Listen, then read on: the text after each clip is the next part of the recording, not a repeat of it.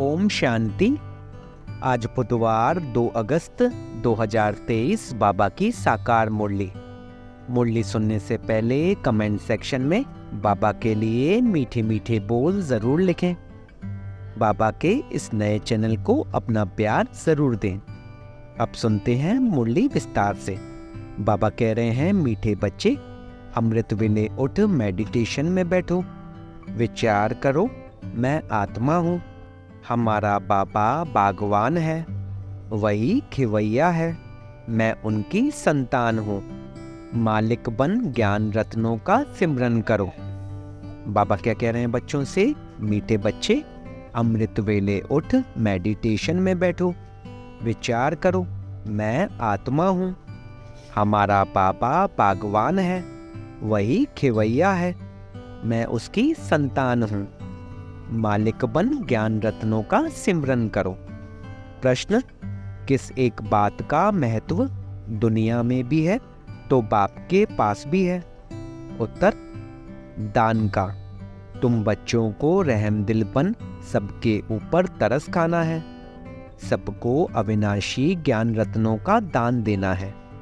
दानियों की बहुत महिमा होती है, अखबार में भी उनका नाम निकलता है, तो तुम्हें भी सबको दान करना है, अर्थात मेडिटेशन सिखलाना है। आज का गीत, मुझको सहारा देने वाले। ओम शांति। सहारा उनको दिया जाता है जो डूबते हैं, उनको पार करने के लिए सहारा देते हैं, क्योंकि खिवैया नाम तो भारतवासी जानते हैं। खिवैया का काम है डूबने वाले को बचाना। बच्चे जानते हैं भारतवासियों का बेड़ा डूबा हुआ है, हर बात भारतवासियों के लिए ही है और कोई खंड के लिए नहीं कहेंगे। यह भी तुम समझते हो। सत्यनारायण की कथा अथवा अमरनाथ की कथा भी यहाँ होती है। तुम जबकि सुबह को मेडिटेशन में बैठते हो तो किसको याद करते हो? भक्ति मार्ग में तो कोई किसको याद करते हैं। उन सब की साधना है यथार्थ। सिखलाने वाला खिवैया व बागबान तो कोई है नहीं। गुरु लोग भी मेडिटेशन सिखलाते हैं कि ऐसे ऐसे करो, बहुत प्रयत्न करते हैं याद में रहने के लिए। योग साधना कहा जाता है, वह तो मनुष्य को कराते हैं।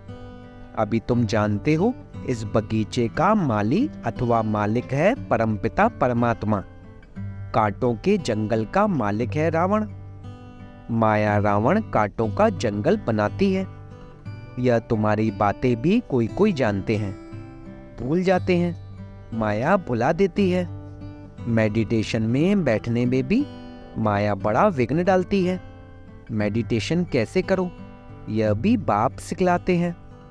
तुम तो कर्मयोगी हो, दिन में तो कर्म करना ही है, उसके लिए कोई बंधन नहीं है। दिन में कभी भी मेडिटेशन नहीं होती है। दिन में तो खाना पीना, खेलना कूदना, धंधा दौरी करना होता है, उसमें याद थोड़े ही रह सकती है।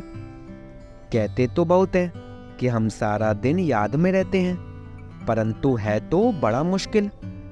बाबा अनुभव बतलाते हैं, अमृत वेले का समय सतोगुणी होता है, उस समय याद करना सहज है। अमृत वेले का टाइम सबसे अच्छा है। दिन में तो लफड़े रहते हैं। हाँ, कर्म करते समय याद स्थायी रह सकती तो है, बहुत अच्छा, परंतु बाबा अपना अनुभव बतलाते हैं। मैं कोशिश करता हूँ बाबा की याद में रह तुमसे बात करूँ, अंदर यह नशा रहता है। मैं स्वयं बाप अथवा प्रजापिता ब्रह्मा बच्चों से बात करता हूँ। मैं स्वयं मनुष्य सृष्टि का बाप हूँ, ऐसा समझने से नशा चढ़ता है। बाकी मैं आत्मा हूँ। परमपिता परमात्मा बाप को याद कर बात करूँ, वह याद बड़ा मुश्किल रहती है। बाबा अपना अनुभव बतलाते हैं ना, बाबा सिखलाते भी हैं। यह तो जानते हैं हम बागवान हैं। बागवान तो जरूर बगीचा ही बनाएंगे, कांटों का थोड़े बनाएंगे। माली कांटों का बीज थोड़े ही लगाएंगे। माली हमेशा बागवान होते हैं।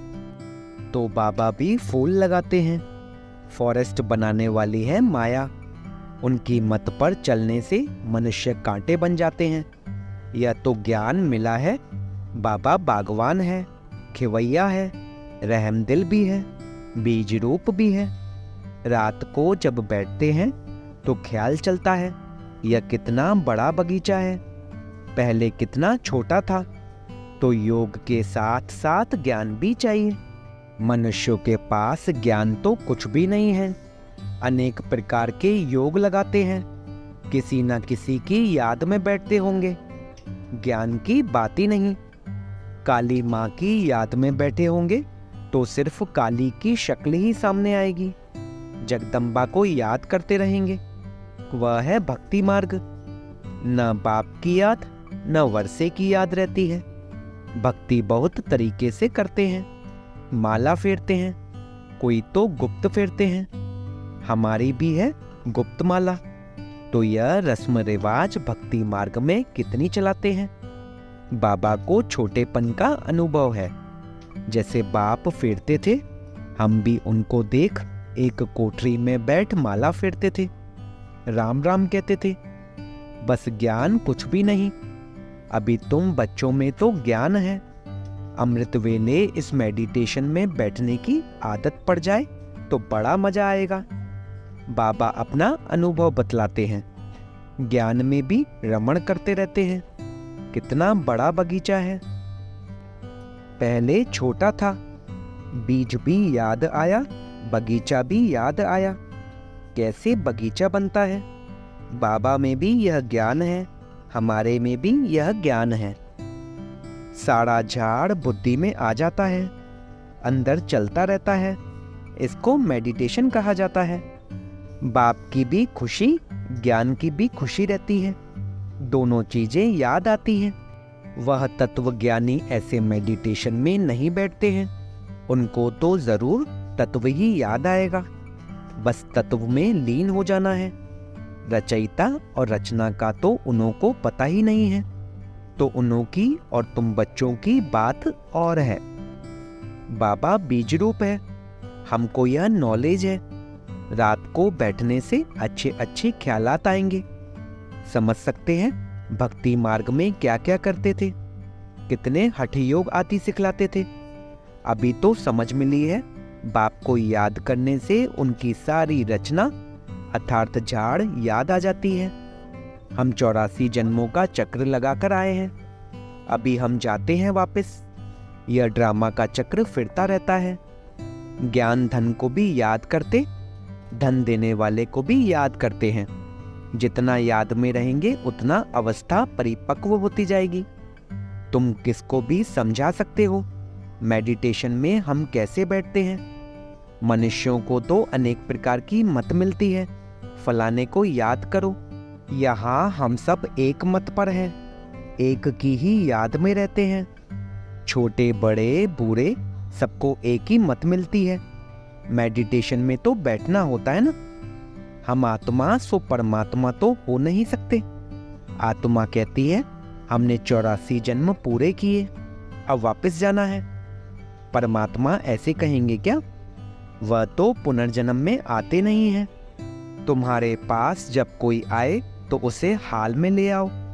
कोई अच्छे अच्छे आदमी आते हैं, देखो समझने की चाहना है तो यहाँ ले आओ। उन्हें समझाओ कि हम कैसे मेडिटेशन करते हैं। रात में भी मेडिटेशन करते हैं, दिन में भी करते हैं। हम याद करते हैं एक बाप को। बाप का फरमान है मुझे याद करो और रचना के चक्र को याद करो। 84 जन्म भी गाए जाते हैं। जरूर पहले पहले देवी देवताएं थे, उन्हों के ही 84 जन्म भी गाए जाते हैं। यह चक्र का राज अच्छी रीति समझाना पड़े। हमको बाप और उनकी रचना का यह चक्र याद रहता है। बाप की याद और रचना के आदि मध्य अंत का ज्ञान बुद्धि में है। हम सबकी एक ही मत है। हम हैं श्रीमत पर। वह पतित पावन बाप ही आकर बेहद स्वर्ग का वर्षा देते हैं। तो बाप को जरूर याद करना पड़े ना। बाप द्वारा ही हम वर्षा पाते हैं, फिर गिरते हैं, अंत में पतित बन जाते हैं। बाप रचयिता तो रचना की ही नॉलेज देंगे। गॉडफादर इज नॉलेजफुल, पतित पावन, तो जरूर पतित दुनिया में आकर पावन बनाएंगे ना। ऐसे तुम कोई को बैठ समझाएंगे तो प्रभावित होंगे। बोलो, सिर्फ अच्छा अच्छा कहकर नहीं जाओ, यह तो प्रैक्टिकल में लाना है। जन्म जन्मांतर का सिर पर बोझा बहुत है, इसमें टाइम लगता है। तुमको समझाना है, बाबा आया हुआ है, मौत सामने है। गफलत करेंगे तो वर्षा पा नहीं सकेंगे। शुभ कार्य में देरी नहीं करना चाहिए। अब सीख कर जाओ। इस मेडिटेशन में बैठने से तुमको नशा अच्छा चढ़ेगा। अभी बाप को याद करो, तुम्हारा बाप तो है ना। भक्ति मार्ग में जन्म जन्मांतर याद करते आए हो। लौकिक बाप तो हर जन्म में बदलता है, फिर भी तुम निराकार बाप को जरूर याद करते हो, क्योंकि वह है अविनाशी बाप। विनाशी अर्थात लौकिक बाप से विनाशी वर्षा मिलता है, अविनाशी बाप से अविनाशी वर्षा मिलता है। हम एक श्री श्री की श्रीमत से श्रेष्ठ बनते हैं। आदि सनातन तो देवी देवता धर्म ही है, उनसे फिर और बिरादरी निकलती है। सन्यासियों का है रजो प्रधान सन्यास, यह है सतो प्रधान सन्यास, यह है ही राजयोग। भारत का मुख्य शास्त्र है गीता, तो मेडिटेशन के लिए यह समझाना है। बाप हमको ऐसे मेडिटेशन सिखलाते हैं। भगवान कभी मनुष्य को नहीं कह सकते। भगवान तो सबका एक होना चाहिए ना। वही पतित पावन है, वही हेवनली गॉडफादर है, और आते भी भारत में है। उनका भक्ति मार्ग में कितना बड़ा मंदिर बना हुआ है।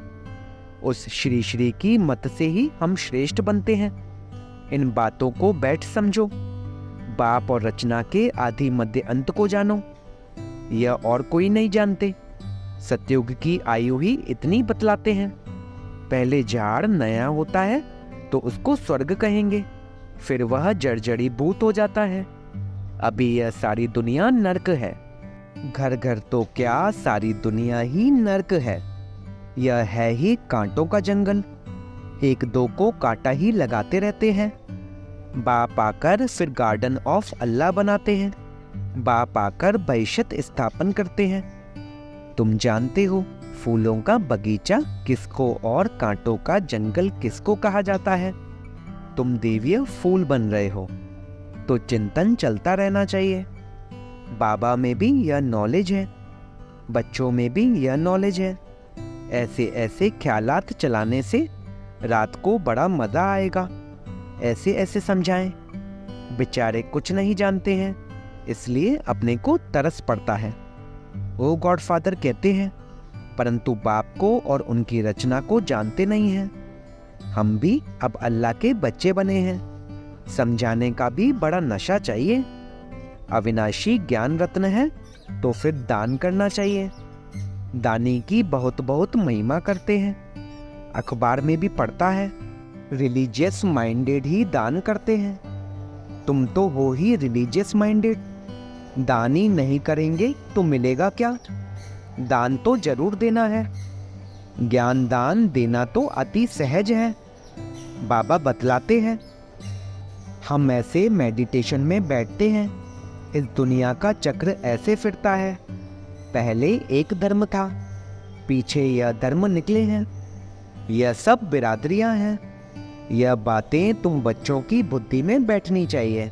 मनुष्यों को योग का बहुत शौक रहता है। बोलो, हमारा मेडिटेशन चलकर देखो। रिलीजियस माइंडेड जो होते हैं वह मेडिटेशन हाल देखकर खुश हो जाते हैं। रिलीजियस माइंडेड मनुष्य कभी पाप नहीं करते। तुम्हारे पास समझाने की पॉइंट्स तो बहुत हैं, परंतु बच्चे नंबरवार हैं। कोई की बुद्धि का ताला ही नहीं खुलता है। बाप को याद नहीं करते तो ताला खुलेगा कैसे? है बहुत सहज बात। समझाना है हम याद में कैसे बैठते हैं। मनुष्यों को तो पता नहीं कि हम किसको याद करते हैं। हमको सिखलाने वाला स्वयं निराकार परमपिता परमात्मा है, जो सबका बाप है। वह पतित पावन गॉडफादर हमको राजयोग सिखलाते हैं। अब तुम सीखो न सीखो, हम सबकी तो एक ही मत है। श्री श्री से हम मत ले रहे हैं। यह है एम ऑब्जेक्ट। जैसे बाप नॉलेजफुल, वैसे बच्चे। मनुष्य से देवता एक ही बाप बनाते हैं। ऐसे ऐसे विचार करने से रात को भी बहुत मजा आएगा। अच्छा, मीठे मीठे सिकिलते बच्चों प्रति माता पिता बाप दादा का याद प्यार और गुड मॉर्निंग। रूहानी बाप की रूहानी बच्चों को नमस्ते। हम रूहानी बच्चों की रूहानी बाप दादा को सिकवा प्रेम से नमस्ते नमस्ते नमस्ते बाबा, शुक्रिया बाबा, शुक्रिया। धारणा के लिए मुख्य सार: अमृत वेले उठ, याद में बैठ, ज्ञान का रमण करना है। ज्ञान धन को भी याद करना है तो ज्ञान दाता को भी याद करना है। ईश्वरीय नशे में रहकर सेवा करनी है। सबको मेडिटेशन करने की सहज विधि समझानी है। एक मत होकर रहना है। आज का वरदान: रूहानी प्रसन्नता के वाइब्रेशन द्वारा सर्व को शांति और शक्ति की अनुभूति कराने वाले सर्व प्राप्ति स्वरूप भव। रूहानी प्रसन्नता के वाइब्रेशन द्वारा सर्व को शांति और शक्ति की अनुभूति कराने वाले सर्व प्राप्ति स्वरूप भव। जो परमात्मा प्राप्तियों से संपन्न सर्व प्राप्ति स्वरूप बच्चे हैं, उनके चेहरे द्वारा रूहानी प्रसन्नता के वाइब्रेशन अन्य आत्माओं तक पहुंचते हैं और वे भी शांति और शक्ति की अनुभूति करते हैं। जैसे फलदायक वृक्ष अपने शीतलता की छाया में मानव को शीतलता का अनुभव कराता है और मानव प्रसन्न हो जाता है, ऐसे आपकी प्रसन्नता के वाइब्रेशन अपने प्राप्तियों की छाया द्वारा तन मन के शांति और शक्ति की अनुभूति कराते हैं। आज का स्लोगन: जो स्मृति स्वरूप रहते हैं उन्हें कोई भी परिस्थिति खेल अनुभव होती है। जो स्मृति स्वरूप रहते हैं उन्हें कोई भी परिस्थिति खेल अनुभव होती है। ओम शांति।